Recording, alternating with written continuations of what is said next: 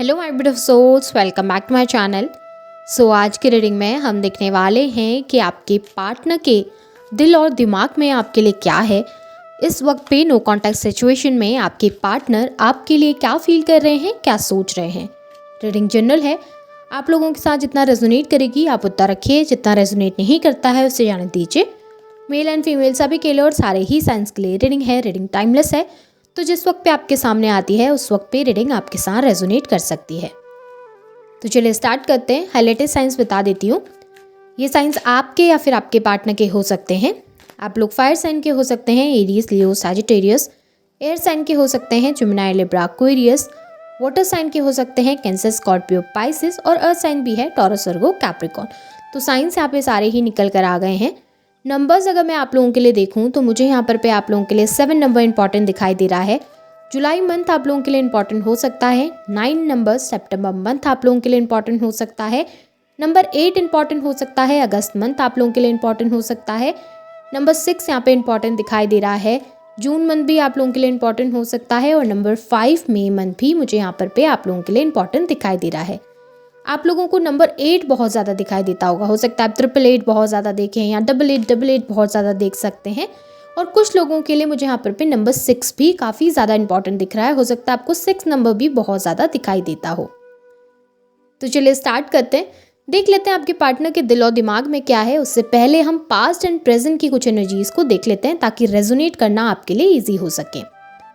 यहाँ पे अगर मैं पास्ट की एनर्जीज को देखूं तो मुझे ऐसा क्लियरली यहाँ पे दिख रहा है कि आपके पार्टनर जो है ना बहुत ज़्यादा सेल्फ लव की एनर्जी में रहते हैं। आपके पार्टनर हमेशा अपने बारे में ज़्यादा सोचते हैं और कभी भी ना स्टैंड नहीं लेते। आपके पार्टनर के अंदर ये बहुत बड़ी कमी है कि वो लोगों को खुश रखने के चक्कर में, खुद को खुश रखने के चक्कर में कभी भी आपके लिए स्टैंड नहीं लिए। पास्ट में मुझे क्लियरली दिख रहा है कि आपके पार्टनर ने आपका साथ नहीं दिया उस वक्त पे जिस वक्त पे सबसे ज़्यादा ज़रूरत थी आपको आपके पार्टनर की। हो सकता है कि आप लोग मैरिज करना चाहते थे एक दूसरे के साथ, बट आपके पार्टनर ने एन मौके पर आपको छोड़ दिया या उस मैरिज के लिए इनकार कर दिया, या फिर कहूँगी उनकी तरफ से उन्होंने कुछ प्रॉब्लम्स आपके सामने जाहिर करी। फैमिली का इशू आप लोगों के बीच में हो गया।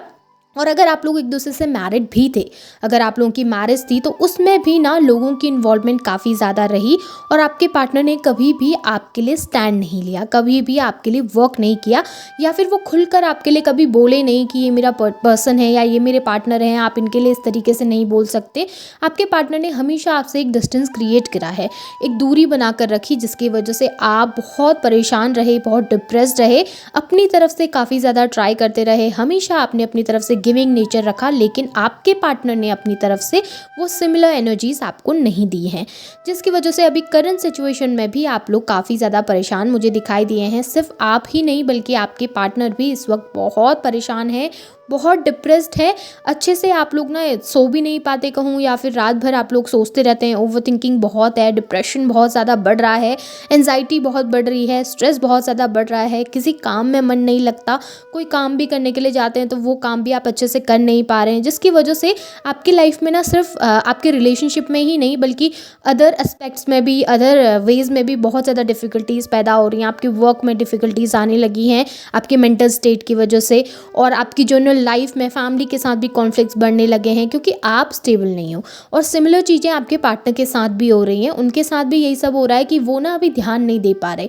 अपने मन के अंदर ना गिल्ट ज़रूर है उनकी, वो गिल्ट बिल्कुल महसूस करते हैं जो भी उन्होंने किया पास्ट में। उनको लगता है कि शायद इस तरीके से नहीं करना चाहिए था, आपके लिए स्टैंड लेना चाहिए था, जिसकी वजह से इस वक्त बहुत परेशान है। बट वही है कि अपने ईगो के चलते आपको कांटेक्ट नहीं कर पा रहे। अब अगर दिल और दिमाग की एनर्जीज़ देखूं, सबसे पहले दिमाग की एनर्जीज़ अगर मैं देखूं तो क्लियरली मुझे यहाँ पे दिख रहा है कि जब से आपके पार्टनर आपसे दूर गए हैं, जब से आप दोनों के बीच में डिस्टेंस आया है या ये दूरी बनी है ना, तो आपके पार्टनर का सोचने का, देखने का नज़रिया बदला है। पहले आपके पार्टनर बहुत डिफरेंट तरीके से आपको देखते थे। पहले आपके पार्टनर शायद बहुत कंपेयर करते थे, स्टैंड नहीं लेते थे, सेल्फिश बहुत थे, खुद के बारे में बहुत सोचते थे। लेकिन जब से आप लोगों के बीच में ये दूरी बनी है, ये डिस्टेंस बना है ना, या कहूँ नो कॉन्टैक्ट सिचुएशन आई या आपके पार्टनर आपसे दूर गए, तो उसके बाद आपके पार्टनर को एहसास हुआ आपकी वैल्यू का, आपकी वर्थ का। जब तक ना हमारी लाइफ में चीज़ें होती हैं, हमको मिलती रहती हैं, जब तक किसी का साथ हमारे पास होता है, तब तक हम इंसान की वैल्यू नहीं करते। रियलिटी यही है कि जो हमसे सबसे ज़्यादा प्यार करता है ना, हम उसी पर सबसे कम ध्यान देते हैं। ये हमारी लाइफ में भी होता है, ये आपके साथ भी होता होगा कि जो इंसान आपके लिए सब कुछ कर रहा है तो आप उसे फॉर ग्रांटेड लेने रखते हैं, उसकी वैल्यू नहीं करते, क्योंकि आपको लगता है कि ये पर्सन तो इतना प्यार करते हैं कि ये पर्सन के साथ किसी भी तरीके से बिहेव किया जाए तो ये हमको मिलता रहेगा। सेम चीज़ें अगर आप कोई खाना अगर रेगुलरली खा रहे हैं तो एक दिन के बाद आपको वो खाना पसंद नहीं आता। तो वही आपके पार्टनर के साथ हुआ कि आप इतना प्यार करते थे, इतना इमोशन रखते थे उनके लिए, इतना उनकी कद्र करते थे कि आपके पार्टनर ने उस वक्त पे आपकी वैल्यू नहीं की। अब जब आप उनसे दूर गए, जब आप लोगों के बीच में डिस्टेंस आया और उन्हें उस कमी का एहसास होने लगा, उस प्यार की कमी का एहसास उन्होंने अपनी ज़िंदगी में महसूस किया, तब जाकर आपके पार्टनर के विचार बदले, उनके थॉट्स बदले और आपको लेकर इस वक्त आपके पार्टनर काफ़ी पॉजिटिव मुझे दिखाई दे रहे हैं। कम्युनिकेशन डेफिनेटली आपके पार्टनर करना चाहते हैं, बातचीत करना चाहते हैं, खुलकर आपको बताना चाहते हैं कि वो क्या फ़ील करते हैं आपके लिए, खुलकर आपके सामने ज़ाहिर करना चाहते हैं और अब ना इस रिश्ते के लिए मेहनत भी ज़रूर करना चाहते हैं। ये उनके दिमाग में है कि डेफिनेटली इस रिश्ते को सुधारना है, इस रिश्ते में काम करना है, इस रिश्ते में वर्क करके इस रिश्ते को पहले की तरह बनाना है। मैरिज करनी है या ऑलरेडी मैरिड हैं तो अपनी मैरिज को सुधारने की कोशिश करनी है। लेकिन थोड़ा सा स्लो एनर्जी मुझे दिख रही है, ऐसा नज़र आ रहा है कि आपके पार्टनर थोड़ा स्लो हैं, एक्शन लेने में थोड़ा सा कतराते हैं।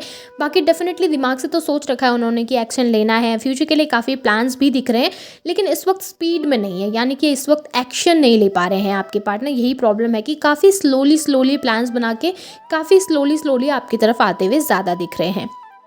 अब देखो उनके दिल में क्या है, तो मुझे ऐसा दिख रहा है ना, आपके पार्टनर के दिल में उनके इमोशंस जो है ना वो उन्होंने हाइड करके रखे हुए हैं। उनकी जो फीलिंग्स हैं, उनका जो आपके लिए सोचना है, वो सब चीज़ें ना उन्होंने दबा के रखा हुआ है।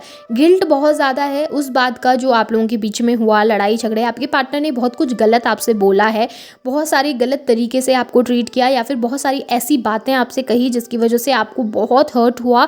लोगों के इन्वॉल्वमेंट की वजह से काफ़ी लड़ाई झगड़े हुए और इस लड़ाई झगड़े में आपके पार्टनर ने अपने इमोशंस को काफ़ी हाइड करके रखा, अपनी रियल फीलिंग्स कभी जाहिर नहीं की। तो इस वक्त आपके पार्टनर ना थोड़ा सा डरे हुए हैं। उन्हें ऐसा लग रहा है कि अगर वो खुलकर आपके सामने एक्सप्रेस करेंगे अपने इमोशंस को तो कहीं वही हर्ट ना हो जाए बाद पे, क्योंकि इतना हर्ट उन्होंने आपको ऑलरेडी कर दिया है कि आपका माफ़ करना अब शायद बहुत मुश्किल होगा। ऐसा नज़र आ रहा है कि वो अभी लड़ रहे हैं खुद से, अपने दिल में खुद से ही लड़ते हुए नज़र आ रहे हैं। एक पल के लिए उन्हें ऐसा लगता है कि आपके बिना वो बिल्कुल नहीं जी सकते और दूसरे ही पल वो अपने दिल को समझाते हैं कि तुमने ऐसे ही एडजस्ट करना पड़ेगा, तुमने ऐसे ही संभलना पड़ेगा, क्योंकि जिस मोमेंट पे तुमने स्टैंड लेना था उस वक्त तो तुमने स्टैंड लिया नहीं। अभी जब तुम प्रॉब्लम में हो, डिफ़िकल्टी में हो, तो अब तुम उसके पास जाने की सोच रहे हो या अब तुम उसके लिए एक्शन लेने की सोच रहे हो और अब तुम किस मुँह से उसके पास जाओगे या फिर क्या लेकर क्या बोलोगे उसके सामने जाकर, क्या एक्सप्रेस करोगे उसके सामने जाकर, क्योंकि तुमने उसे ऐसे मौके पर छोड़ा जिस मौके पर उसे तुम्हारी ज़रूरत थी। अब जब तुम्हें उसकी ज़रूरत है तो वो तुम्हारी लाइफ में क्यों आएंगे, वो तुम्हें क्यों वैल्यू करेंगे। तो इस तरीके से ना वो खुद से ही लड़ रहे हैं, अपने ही अंदर वो खुद से लड़ रहे हैं कि वो आपके लिए कांटेक्ट कर रहे हैं, आपके पास आए या ना आए, क्योंकि यहाँ पे ऐसा दिख रहा है ना उनके ना रियल इमोशंस बाहर आए हैं। पहले क्या था ना, आपके पार्टनर अपने इमोशंस को हाइड करने की कोशिश कर रहे थे, अपने रियल इमोशंस से भाग रहे थे आपके पार्टनर बहुत ज़्यादा। अगर फील भी करते थे तो उसको ना समझते नहीं थे, उसको अंडरस्टैंड नहीं कर रहे थे और उससे दूर दूर जाने की कोशिश कर रहे थे, उस इमोशन को छुपा के रखने की कोशिश कर रहे थे। लेकिन अब जब आपसे दूर गए तो उन इमोशंस, जब वो इमोशंस खुलकर बाहर आए ना, तो आपके पार्टनर अब समझ नहीं पा रहे कि करें तो करें क्या। उन इमोशंस, उन फीलिंग्स ने ना आपके पार्टनर को बदलने पर मजबूर किया है और कहीं ना कहीं आपके पार्टनर का नज़रिया तो बदला ही है, उसके साथ साथ उन्होंने अपनी डेली लाइफ को भी काफ़ी चेंज किया है, आपके लिए थॉट्स को भी काफ़ी चेंज किया है और वो धीरे धीरे अपने बिहेव को भी बदलते हुए मुझे यहाँ पर डेफिनेटली दिखाई दे रहे हैं। एक बहुत बड़ा चेंज आपके पार्टनर के अंदर मुझे दिखाई दे रहा है और दिल से अब वो चेंज होना चाहते हैं, दिल से अब वो बदलना चाहते हैं और आपके लायक होना चाहते हैं, या फिर कहूँ कि आपके साथ इस रिलेशनशिप को कंटिन्यू करना चाहते हैं। आपके पार्टनर डेफिनेटली इस रिलेशनशिप में अब वो पोटेंशियल देख रहे हैं जो उन्होंने पहले नहीं देखी थी, या फिर अब वो चाह रहे हैं कि ये रिश्ता फिर से सही हो जाए। इन फ्यूचर अगर मैं देखूं तो मुझे यहाँ पर डेफिनेटली कम्युनिकेशन दिखाई दे रहा है। ऐसा नज़र आ रहा है कि आप दोनों के बीच में कम्युनिकेशन होगा, एक बातचीत होगी जहाँ पर पे आप दोनों एक दूसरे से अपने इमोशन शेयर करेंगे। स्पेशली आपके पार्टनर की तरफ से तो मुझे बहुत जल्द कम्युनिकेशन नज़र आ रहा है। आज से 2 महीने के अंदर अंदर आपके पार्टनर आपसे कॉन्टैक्ट करने की कोशिश ज़रूर करेंगे, जहाँ पर पे वो अपने दिल की बात आपके सामने एक्सप्रेस करेंगे, आपको बताएंगे कि वो क्या फील करते हैं और क्या फील नहीं करते हैं, क्योंकि ये डिस्टेंस उनसे अब बर्दाश्त नहीं हो रहा, ये दूरी अब उनको बर्दाश्त नहीं हो रही, बहुत मिस करते हैं आपको, आपके बारे में बहुत ज़्यादा सोचते हैं, स्पेशली जो बीता हुआ कल है, जो पास्ट के मोमेंट हैं, जो टाइम आप लोगों ने स्पेंड किया है, उन सब चीज़ों को काफ़ी मिस करते हैं, क्योंकि वो अभी उनकी लाइफ में नहीं है। वो वैल्यूबल जो टाइम था या फिर वो जो वैल्यूबल पल थे आपके साथ बीते हुए, उनको ना वो फिर से अपनी ज़िंदगी में चाहते हैं।